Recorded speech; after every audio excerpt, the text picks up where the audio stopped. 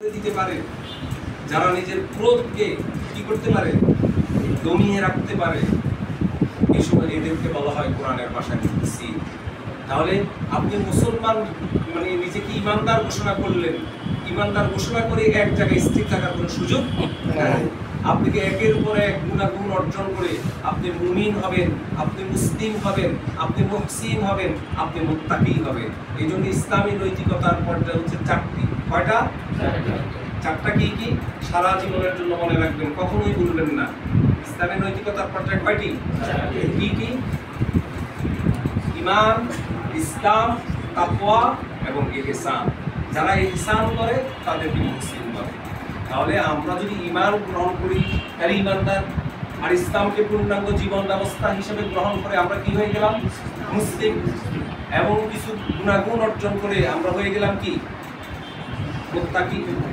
এবং সবশেষে আমরা ইহসানের পর্যায়ে চলে যেতে হবে, যেটাকে একটু আগে কোরআনের যে আয়াতটা বললাম, এই আয়াতের অনুযায়ী যদি আমরা আমাদের নিজের জীবনকে গড়ে তুলি তাহলে আমরা মুহসিনের পর্যায়ে চলে যেতে পারবো ইনশাআল্লাহ। এটি হলো কোরআনের পরিভাষা। আর আমাদের ওই যে সংগঠনের কথা বললাম, আপনি ছিলেন হলো কি সাধারণ মানুষ, ইসলামী রাষ্ট্র ব্যবস্থার আন্দোলনে শরিক হয়ে আপনি হয়ে গেলেন একজন সহযোগী, এরপরে হয়ে গেলেন আপনি একজন কর্মী, এরপরে আপনাকে হতে হবে একজন রোপণ। রোপণ ছিলেন তো নাকি? রোপণ কাকে বলে? এই জন্য আমরা এখান কি আপনি হওয়া যায়?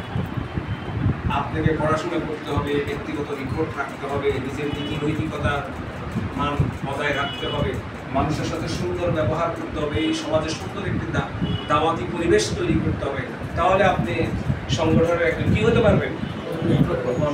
তখন সংগঠনের আপনার রোপণ মানে কি? স্তম্ভ, যার উপরে কোনো কিছুতে কি করা হয়?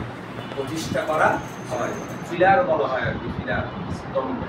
এই পিলার হিসেবে আমরা নিজেদেরকে প্রতিষ্ঠিত করতে চাই। এই জন্য জামাত ইসলামী তার সকল